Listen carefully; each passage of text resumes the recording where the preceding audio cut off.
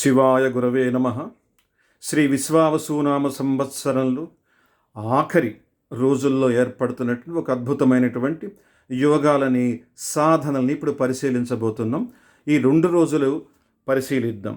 ఒకటి 2026 మార్చి 17 మంగళవారం, ఇంకొకటి 2026 18 మార్చి బుధవారం ఏర్పడుతున్నటువంటి యోగాలు, విశేషాలు.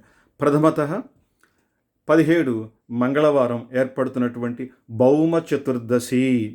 ఈరోజు ప్రాతకాలం, గౌణస్థానం అంటే సూర్యోదయం తర్వాత, ఇక సూర్యోదయం కాకుండా చేసే స్థానం. ఇది శక్తి మేరకు ఆరోగ్యం ఎలా ఉంటే దాని ప్రకారం మీకున్నటువంటి వృత్తి, వ్యాపార, ఉద్యోగ అవకాశాలను అనుసరించి గౌణస్థానమైనా సరే తప్పనిసరిగా అనుసరించండి. స్నానమే ప్రధానంగా చెప్పినటువంటి యోగం ఇది. ఇలా ఎవరైతే సంకల్పంతో స్నానం చేస్తారో వారికి చాలా వరకు పాపం క్షీణిస్తుంది. అంతేకాదు సుమా, ఒక అద్భుతమైన విషయం, క్షీణించని పుణ్యం పొందుతారు అని మనకు ప్రామాణికంగా మహర్షులు మనకు అందిస్తున్నారు. అంతేకాదు ఈరోజు చేసేటువంటి స్నానము సంకల్పయుతంగా, దానము, చేసే పూజ, అర్చన ఇవన్నీ క్షీణించని ఫలితాన్ని అనుగ్రహిస్తాయి. అలాగే ఈరోజు మరొక యోగం మిళితమైందండి. ఇదే కృష్ణ అంగారక చతుర్దశి. ఈరోజు ఉదయం అంటే మార్చి 17 మంగళవారం 2026 త్రయోదశి ఉదయం 9:23 వరకు ఉంది. తదుపరి ఏర్పడే యోగం కృష్ణ అంగారక చతుర్దశి యోగం యొక్క వైభవం. ఈరోజు సదాచార యుత స్నానం చెప్పుకున్నాం కదా. ఈ స్నానానికి ఆల్రెడీ సేకరించి పెట్టుకున్నటువంటి దేశవాళీ గోమయాన్ని, ఆవు పేడని పొడిగా చేసుకునైనా, లేదా అప్పుడే తెచ్చుకున్నటువంటి దేశవాళీ గోవు, ఇది బాగా గుర్తుపెట్టుకోవాలి. గోవు అనే పేరు మీద చాలామంది హిందువులు అక్కడక్కడ పొరపాట్లు చేస్తున్నారు. కాబట్టి ఇది మీరు విచారించి దేశవాళీ గోమయాన్ని సేకరించుకొని ఈ గోమయాన్ని అలా శరీరానికి కించిత్ లేపనంగా రాసుకొని ఎవరైతే స్నానం చేస్తారో వారికి ఈరోజు క్షీణించని పుణ్యంతో పాటు యమతర్పణ విధి కూడా చెప్పబడింది. అంటే బ్రాహ్మణులను పిలిపించుకొని కుటుంబాల్లో యజమానులు హిందువులు బ్రాహ్మణ ముఖేన యమ తర్పణాలని, యముడికి గనక తర్పణాలని క్రియలు గనక జరిపించుకుంటే సంతానం లేని వారికి సంతానం కలుగుతుంది. సంతానానికి అభివృద్ధికి ఆటంకాలుంటే తొలగిపోతాయి. వివాహం కాని వారికి ప్రతిబంధకాలుంటే క్షీణించే పరిస్థితులుంటాయి. పితృదేవత శాపాలు ఉన్నా క్షీణిస్తాయి. అంతేకాదు ఇది చాలా విశేషం. సంవత్సరకృత పాపనాశనం అంటుంది శాస్త్రం.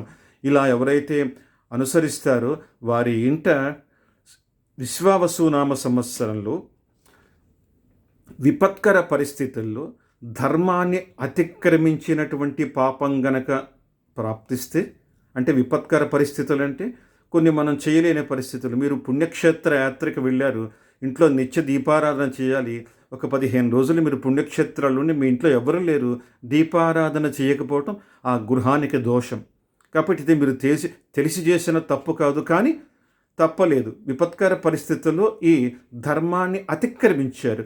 ఇలాంటివి జరిగినప్పుడు అవి కూడా వెంటపడి బాధిస్తాయట. కానీ ఇలాగా యమతర్పణాలు, ఇలా గోమయంతో స్నానాలు చేసుకొని ఎవరైతే సదాచారాన్ని అనుసరిస్తారో వారికి సంవత్సరకృత పాపనాశనం, ఇలా ప్రాప్తించినటువంటి పాపం ఈ సంవత్సరం చివర మీరిస్తున్నటువంటి ఈ యమతర్పణ విధితో క్షీణించిపోతుంది.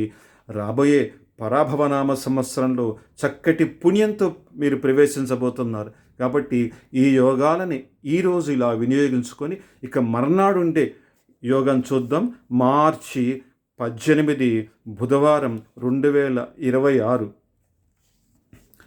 అమా పూర్వాభాద్ర యోగ. కాబట్టి ఈరోజు ఏర్పడుతున్న ఈ యోగము తరచూ జ్యోతిష్కులు చెప్తూ ఉంటారు, ఈ జాతకంలో లోపాలు కనపట్లేదు కానీ ఎందుకు జరుగుతున్నాయో అని. దీన్ని కూడా పెద్దలు ఏం చెప్తారంటే ఇన్విజిబుల్ హరస్కోప్. కొన్ని మన దృష్టికి కనపడనటువంటి దోషాలు కూడా పితృదేవతా సంబంధమైనటువంటి దోషాలు, పురాకృత కర్మ చేత ఏర్పడిన దోషాలు బాధిస్తూ ఉంటాయి. అందుకని నా గృహంలో వివాహ ప్రతిబంధకాలు ఇత్యాదివి బాగా ఉంటే ఏదైనా ఆర్థిక ఇబ్బందులున్నా, అనుకున్నది కలిసి రాకపోయినా, ఇలా అనేకం, వీటన్నిటికీ ఏకైక మార్గం. ఇలాంటి సందర్భంలో ఎవరైతే శ్రాద్ధాదిభిః పితॄణాం యుగాయుత తృప్తి, తెలివిగల హిందువులు మహర్షులు ఇచ్చిన ఈ ప్రకటన గనక గ్రహించి స్వీకరిస్తే ఎంతటి పుణ్యాన్ని పొందుతారండి.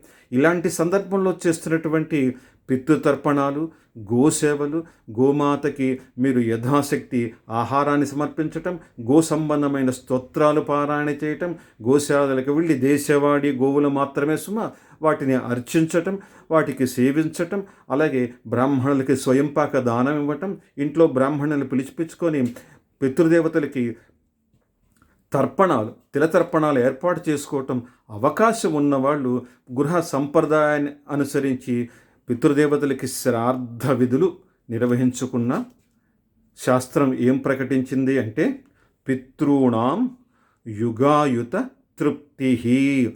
పితృదేవతలు ఒక యుగానికి సరిపోయేంత తృప్తిని పొందే మహాయోగమని.